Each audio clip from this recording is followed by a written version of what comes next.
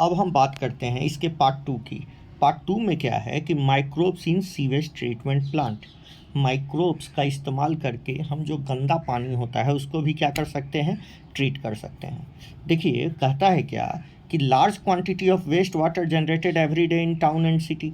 Town और city में बहुत ज़्यादा गंदा पानी हर दिन जनरेट होता है, और द मेजर कंपोनेंट, और इस गंदे पानी में ज़्यादा क्या होता है, ज़्यादा ह्यूमन एक्सक्रीटा होता है, मतलब ह्यूमन का मलमूत्र होता है। ठीक है, तो म्यूनिसिपल वेस्ट वाटर को ही, तो ये जो मलमूत्र होता है इसको म्यूनिसिपल कॉरपोरेशन जो होता है, नगर निगम जो होता है, उसको एकत्रित करता है, और उसी पानी को, म्यूनिसिपल जो वेस्ट एकत्रित होता है उसी को सीवेज का नाम दिया जाता है, मतलब गंदा पानी।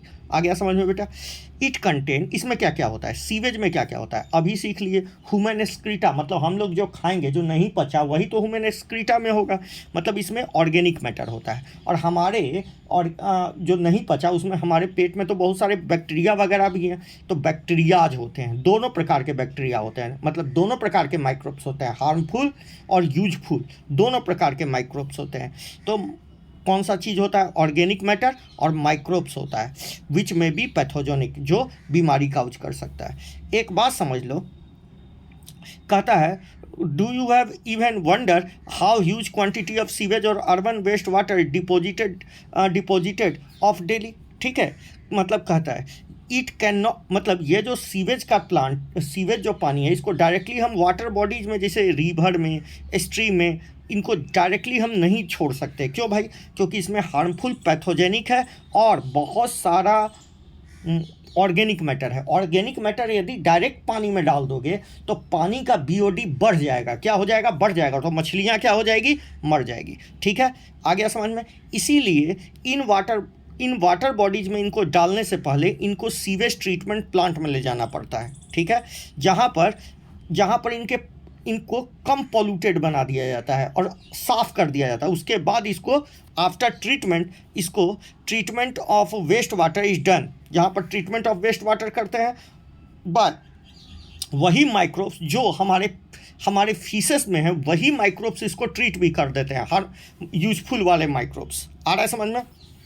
यूजफुल माइक्रोब्स, तो वो microbes naturally present in the sewage, जो वही माइक्रोब जो हमारे सीवेज में मौजूद थे, हमारे ह्यूमन एक्सक्रीटा में मौजूद थे, वही इसको ट्रीट भी कर देते हैं। और इवन आपको जान के अच्छा लगेगा कि जितना बढ़िया वो ट्रीट करेंगे उतना आज तक आदमी नहीं खोज पाया है वैसा ट्रीटमेंट करने का। ठीक है, इसमें करते क्या है तो ध्यान से सुनो। जो सीवेज जो आया, मतलब म्यूनिसिपल कॉर्पोरेशन ने जो अपने ट्रक उरक में कलेक्ट किया, उसको लाके एक प्राइमरी ट्रीटमेंट प्लांट में डाल दिया जाता है, जहाँ पर फिजिकल ट्रीटमेंट होता है, मतलब पानी को सेपरेट फिल्ट्रेट करते हैं, सेडिमेंटेशन करते हैं, जिससे कंकड़ पत्थर बाहर निकल जाता है, प्लस उसको परफोरेस, मतलब लेयर्ड में फिल्ट्रेट करते हैं, जिससे डिबरिस जो होता है, छोटे छोटे जो कचरा होगा वो सब अलग हो गया। ठीक है, आ गया। तो this treatment step basically physical removal of particle, जैसे लार्ज और small, from sewage through filtration and sedimentation. तो पहला स्टेप इसमें फिल्ट्रेशन। तो फिल्ट्रेशन कैसे? These are removed by stages. Initially floating debris are removed by sequential filtration. What do you mean by sequential? मतलब चलनी लगा हुआ है बेटा, बड़ा चलनी, छोटा चलनी, मतलब बड़ा चलनी, छोटा चलनी, फिर छोटा चलनी, इस तरीक़ा से हम सीक्वेंशियल फिल्ट्रेशन करके फ्लोटिंग डिबरिस को हटा लेते हैं। उसके बाद हम इसको ठहरने देते हैं इस पानी को, जिससे सॉइल में जो मिट्टी वगैरह होता है वो सब क्या हो जाता है? रिमूव हो जाता है। सॉइल में स्मॉल पेबल्स और कंकड़ पत्थर जो मिट्टी हुआ वो अलग हो गया। अब ये जो कंकड़ पत्थर अलग हुआ या वो जो फ्लोटिंग डिबरिस हुआ, उनको फेंक दिया गया, तो जो बना the solid sludge settle down is called primary sludge. ये प्राइमरी स्लज है जो नीचे बैठ गया, जो कंकड़ पत्थर, उसको उठा के फेंक दिए। अब ऊपर जो बना उसको बोलते हैं प्राइमरी सुपरनेटेंट। क्या बोलते हैं? Primary supernatant. Then supernatant from the effluent, और जो ऊपर तैर रहा है उसको सपर्नेटेंट बोलते हैं, वो प्राइमरी सपर्नेटेंट है। उसी प्राइमरी सपर्नेटेंट को सेकेंडरी ट्रीटमेंट, जिसको बायोलॉजिकल ट्रीटमेंट भी कहते हैं, अभी तक कोई बायोलॉजिकल ट्रीटमेंट नहीं, अभी बस पानी को छाने हैं और कंकड़ पत्थर को अलग किए हैं। The effluence from primary settling tank, primary settling effluent जो हुआ उसको, प्राइमरी इफ्लुएंट को कहाँ पास कर दिए? सेकेंडरी ट्रीटमेंट प्लांट में। ठीक है, अब देखो सेकेंडरी ट्रीटमेंट प्लांट में हम क्या करते हैं, ध्यान से। The primary effluent is pass into aeration tank, मतलब यहाँ पर जो पानी में मतलब यहाँ पर प्राइमरी इफ्लुएंट को पास कर दिए और वहाँ खूब हवा पास करते हैं, इसलिए इसका नाम है एरेशन टैंक। क्या नाम है बेटा? एरेशन टैंक, मतलब यहाँ हवा पास करते हैं। तो हमारे पेट में जो गुड बैक्टीरिया थे, जो यूजफुल बैक्टीरिया थे, वो एरोबिक होते हैं, तो उनका ग्रोथ होता है तो वो क्या करते हैं, इनमें मौजूद ऑर्गेनिक मैटर को तोड़ना शुरू करते हैं और तोड़ते कम कर देते हैं, जिससे पानी का धीरे धीरे बीओडी क्या होने लगता है? बढ़ने लगता है। और इन बैक्टीरियाज को ग्रो करने के लिए हम क्या देते हैं? पानी देते हैं और उसको लगातार मिक्स करते हैं ताकि पूरे में यूनिफॉर्मली हवा मिक्स कर जाए। It is constantly agitated mechanically और air is pumped. It allow vigorous growth of useful aerobic microbes जो हमारे पेट में थे। ठीक है, और वो क्या बना लेते हैं बेटा? फ्लॉक्स क्या होता है?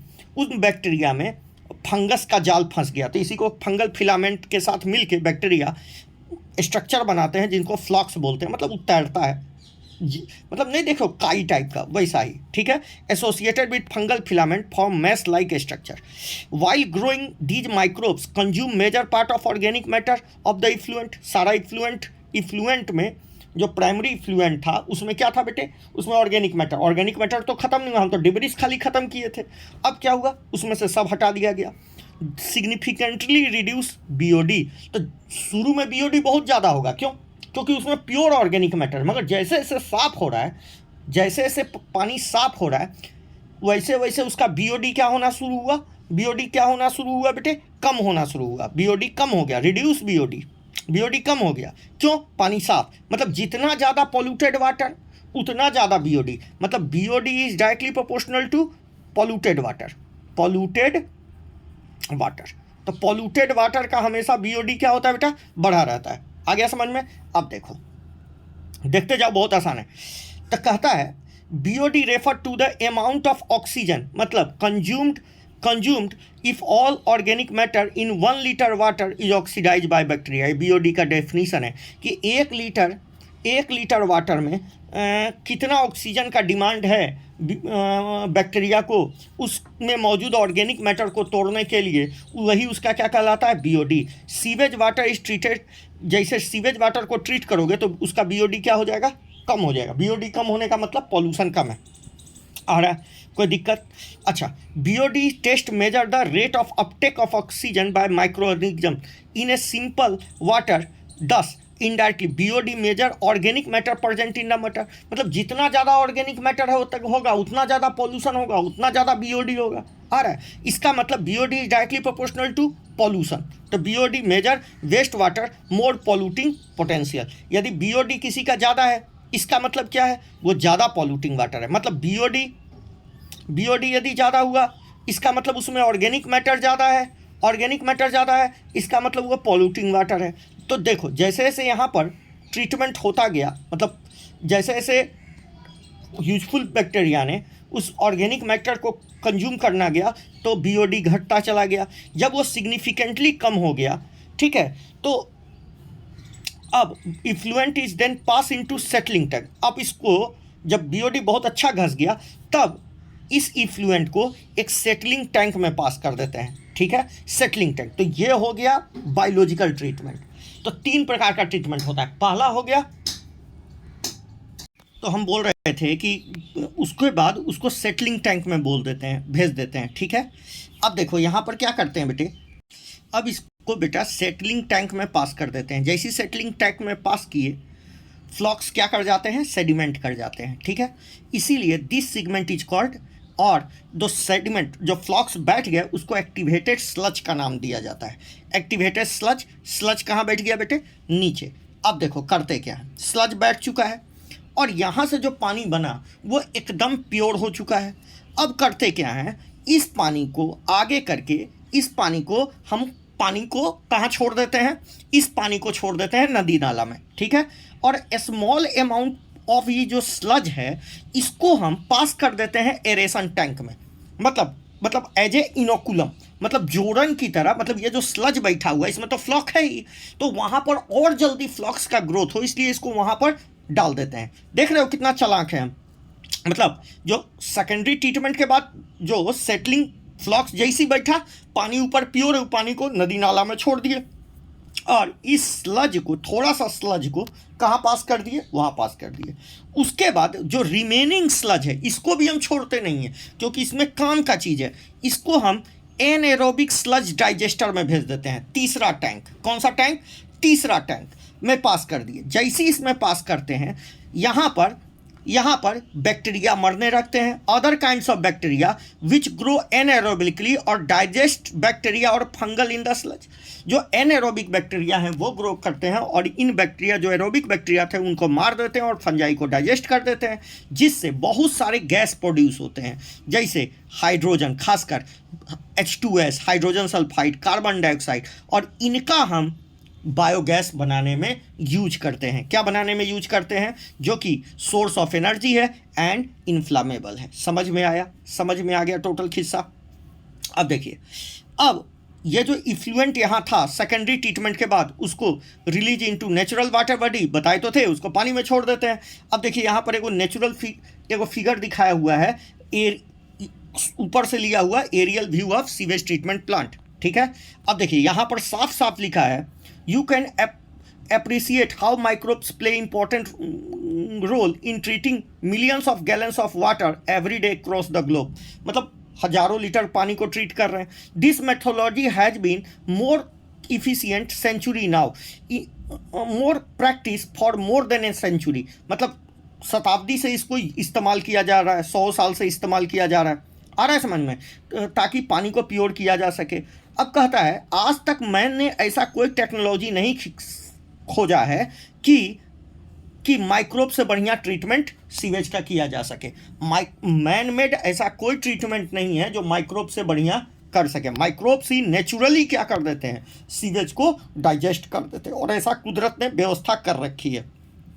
अब देखिए, you have aware due to increase urbanisation, जैसे जैसे शहरीकरण हो रहा है, sewage being is the major large quantity sewage is produced in much large quantity than even before, पहले से ज़्यादा बढ़ रहा है। However, the number of sewage treatment plants is not increased enough to treat large quantity, such large quantity। मतलब हमको क्या करना होगा, सीवेज ट्रीटमेंट प्लांट उतना नहीं बढ़ा है, मगर हमको सीवेज ट्रीटमेंट प्लांट को क्या करना होगा, बढ़ाना होगा, ताकि पानी को ट्रीट किया जा सके नेचुरल वाटर बॉडीज में डालने से पहले।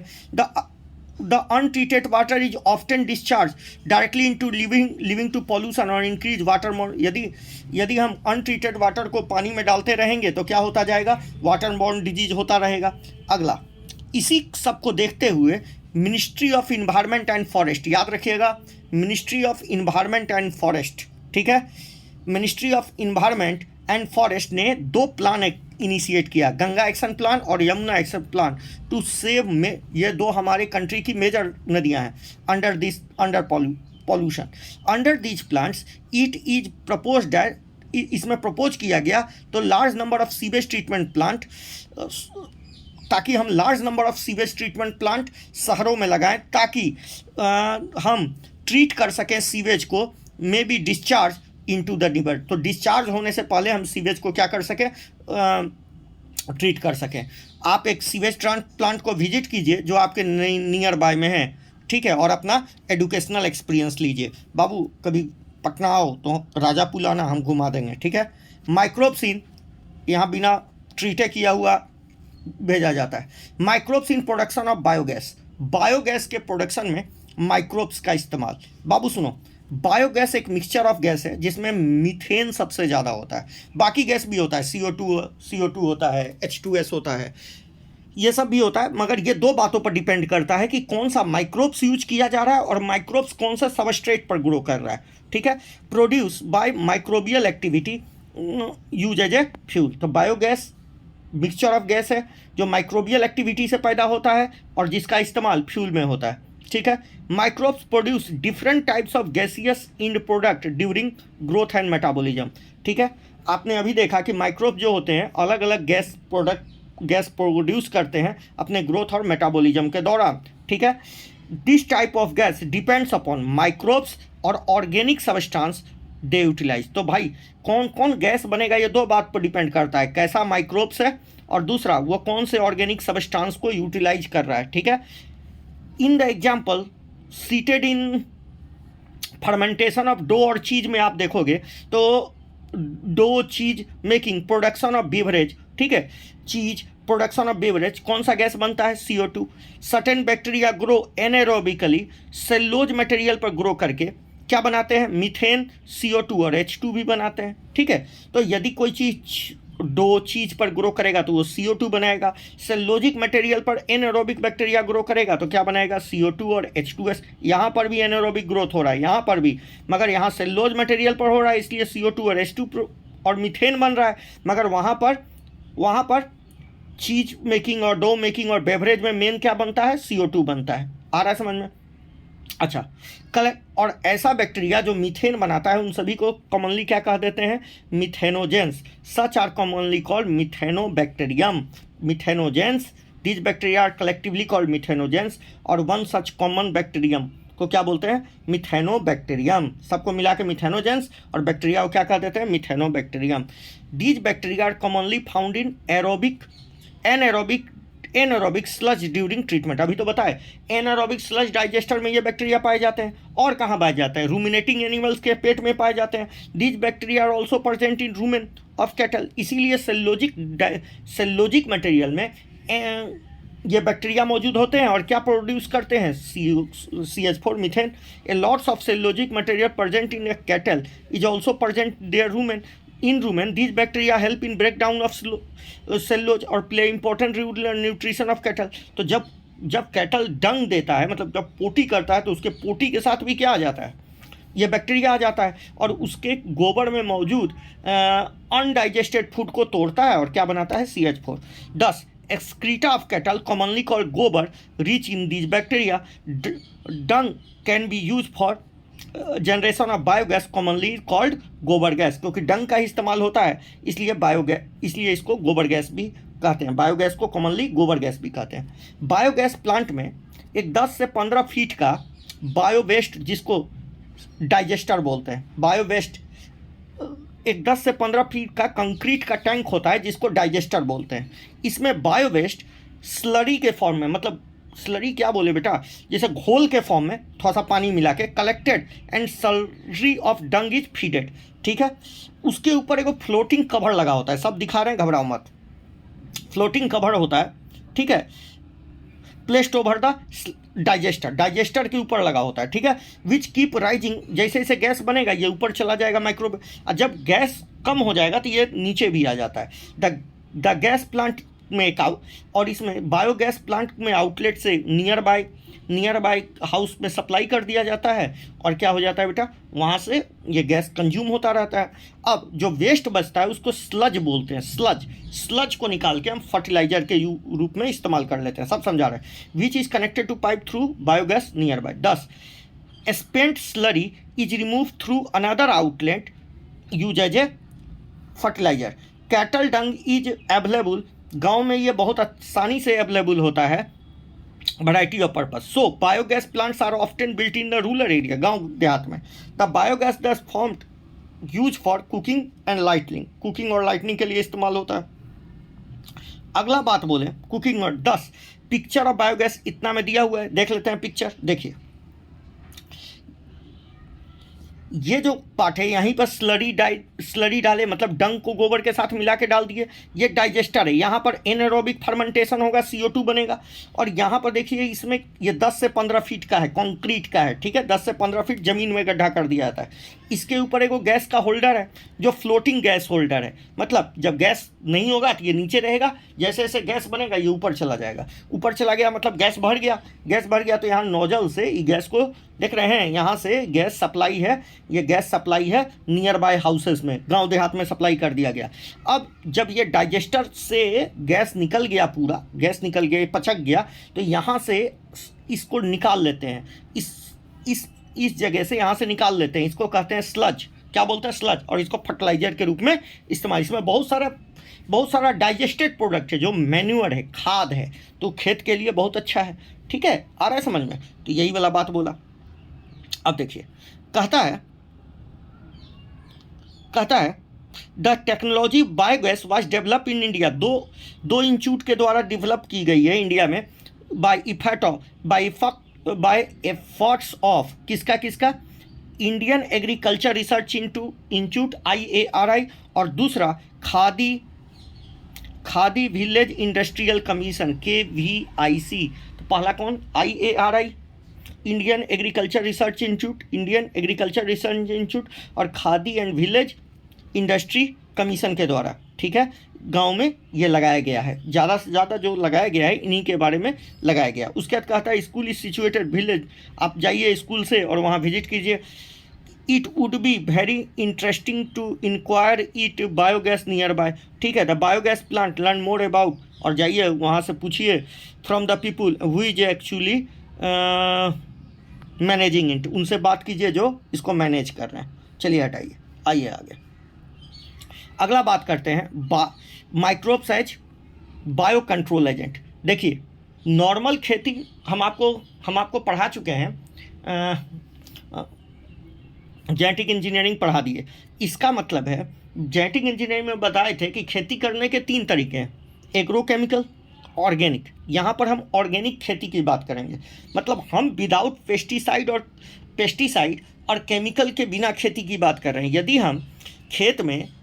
यदि हम खेत की उपजा बढ़ाना चाहते हैं तो हम क्या करते हैं? फर्टिलाइज़र डालते हैं, पेस्टिसाइड डालते हैं। इससे क्या होता है? खेत में जो हार्मफुल बैक्टीरिया के साथ साथ यूजफुल पैथोजन भी मारे जाते हैं। मगर हमको यदि सेलेक्टिव हम क्यों ना सेलेक्टिव मारें, बायोडाइवर्सिटी को मेंटेन रखते हुए मारें, हम उसी को मारें जिससे हमको नुकसान हो रहा है। तो ऐसे में हम बायो कंट्रोल एजेंट्स का इस्तेमाल करते हैं, माइक्रोब्स का इस्तेमाल करते हैं। तो bio control refer to biological method to controlling plant disease और पेस्ट। तो प्लांट डिजीज और पेस्ट को मारने के लिए, कंट्रोल करने के लिए हम किसका इस्तेमाल कर रहे हैं? बायोलॉजिकल मेथड का, ठीक है। अब देखिए in modern society problem tackled by increasing use of chemicals by insecticide और पेस्टिसाइड। आज के डेट में हम क्या करते हैं? बाजार से गए, इंसेक्टिसाइड पेस्टिसाइड लाए, सब पर छिड़क दिया, सब मर गया। द केमिकल्स आर टॉक्सिक होते हैं, ये तो जो बाहर से केमिकल लेके आए वो टॉक्सिक है और हार्मफुल है ह्यूमन बीइंग के लिए and animals like and even polluting environment. हमारे इन्वायरमेंट को भी पॉल्यूट कर रहे हैं, क्रॉप को भी, फ्रूट को भी, सबको पॉल्यूट कर रहे हैं। Our soil is also polluted through weedicide to remove weeds. तो जो बाहर से आप क्या लेके आ रहे हैं, बाहर से जो आप पेस्टिसाइड केमिकल लेके आ रहे हैं, उनसे पॉल्यूशन हो रहा है, हमको भी नुकसान पहुंच रहा है, हमारे फसलों को भी नुकसान, फ्रूट्स को भी नुकसान, क्रॉप को भी नुकसान पहुंच रहा है। इसीलिए हम किसका यूज करना जा रहे हैं? माइक्रोब्स। मतलब किसका? माइक्रोब्स का। Biological control of pest and disease को कैसे कंट्रोल करेंगे? देखिए कहता है in agriculture there is a method of controlling pest on realise on natural. ये प्रीडेशन पर बेस्ड है। किस पर बेस्ड है? कौन किसका शिकारी है। यदि हमको पता चल जाए कि ये इसका नेचुरल शिकारी है तो हम क्यों ना, और वो पेस्ट हमारे फसल को नुकसान पहुंचा रहा है तो क्यों ना हम उस पेस्ट को लाके छोड़ दें, उस प्रीडेटर को लाके छोड़ दें, वो प्रे को खा जाएगा, खत्म हो जाएगा। ये प्रेडेशन पर बेस्ड है, natural predation rather than introducing chemicals. A key belief that organic farmer is that biodiversity is full. एक सब जानता है कि जितना ज़्यादा बायोडाइवर्सिटी होगा उतना ज़्यादा इकोनॉमी, मतलब ऑर्गेनिक, मतलब सब चीज़ हेल्दी होगा। The more variety of landscape more sustainable it. जितना ज़्यादा बायोडाइवर्सिटी होगा उतना बढ़िया उतना बढ़िया सस्टेनेबल होता है सब चीज़। चलिए 10 ऑर्गेनिक फार्मर वो हैं जो केमिकल का इस्तेमाल नहीं करते।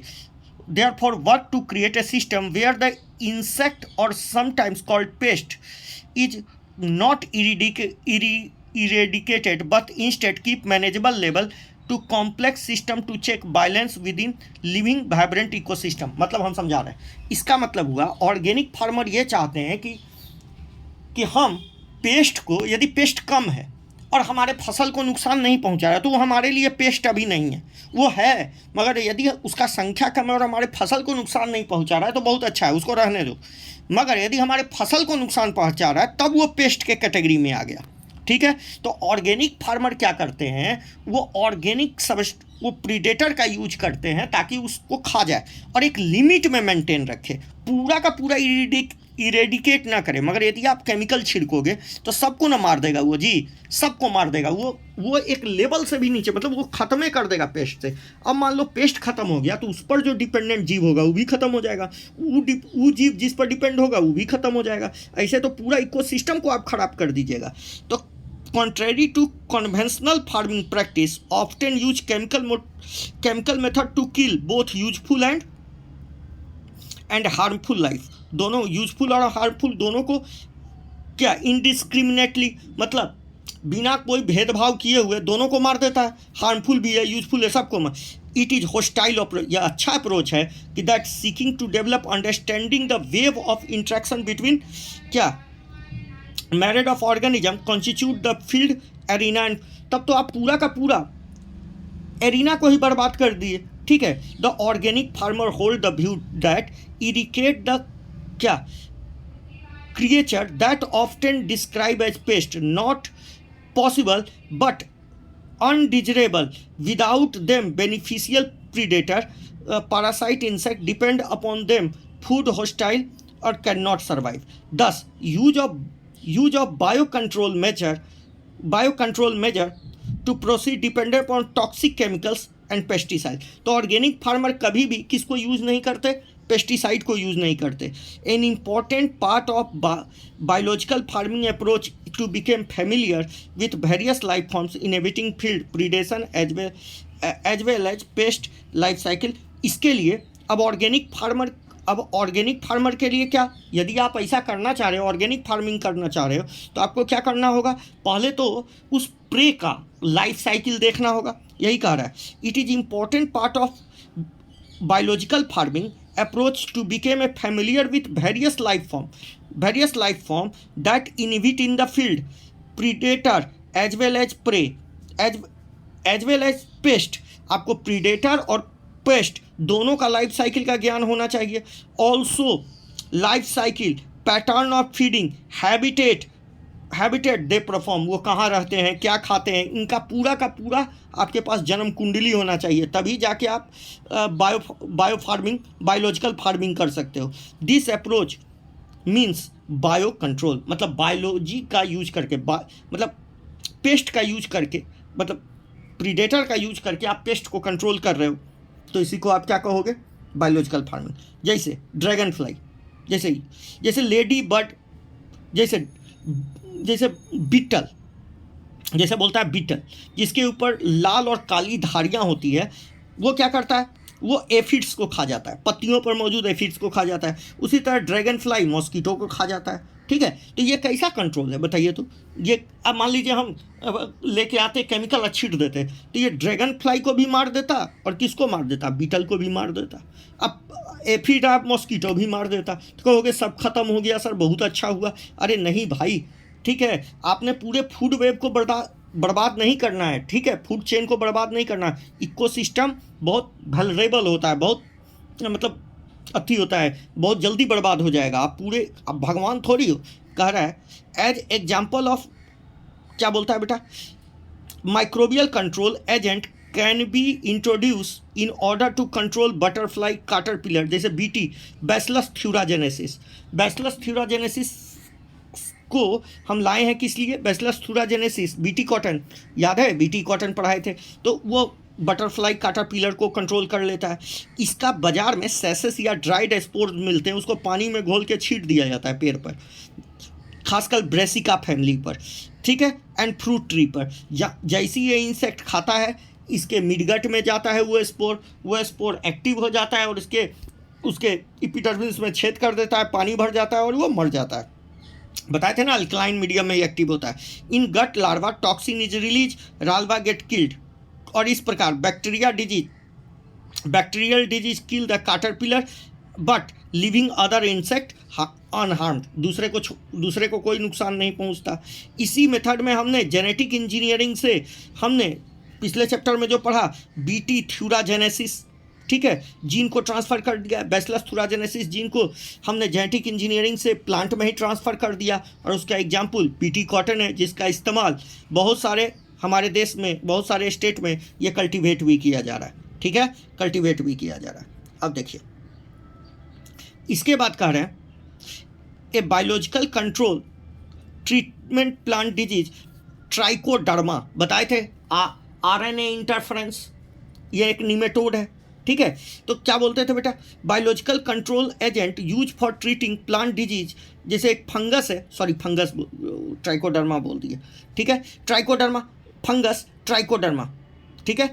तो a biological control being use in the treating of plant disease is the trichoderma species is free living fungi, ठीक है, रूट इकोसिस्टम में ग्रो करता है। It is effective agent for several, तो प्लांट को रूट ट्राइकोडर्मा छीट देते हैं, जिससे क्या होता है, ये प्लांट के रूट इकोसिस्टम में रहता है और ये फ्री रहता है, कोई सिम्बायोटिक नहीं, और ये प्लांट को प्लांट पैथोजन से बचा देता है, बहुत सारे प्लांट पैथोजन से बचाता है। ये एक फंगस है, ठीक है, treating plant with fungal disease. उसके बाद कहता है baculovirus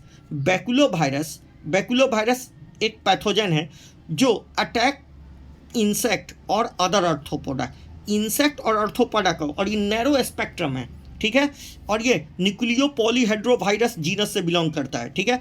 the majority of baculovirus are biological control agents, जो न्यूक्लियोपॉलीहेड्रोवायरस जीनस से बिलोंग करता है, और ये नैरो स्पेक्ट्रम है। Virus are excellent candidate for specific narrow spectrum और इंसेक्टिसाइडल एप्लीकेशन। मतलब सोच लो, ये इंसेक्ट और अर्थोपोडा को मारेगा और दूसरे को नहीं मारेगा। They have been no negative impact on plant, mammals, birds, non target insect पर कोई इफेक्ट नहीं है, इसीलिए बैकुलोवायरस का इस्तेमाल कीजिए, सबसे बढ़िया, सारे डिजीज को खा जाएगा, ठीक है। अब देखिए, this is specially desire when beneficial insect are being conserved to aim overall.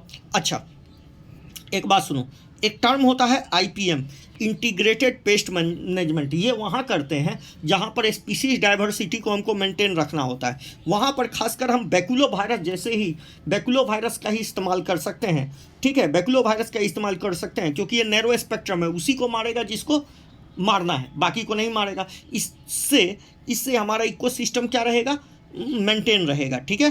तो most ecologically sensitive area being treated, तो कहता है it specially desirable when beneficial insect been conserve, beneficial insect को कंजर्व रखना है, और aid to overall integrated pest management programme.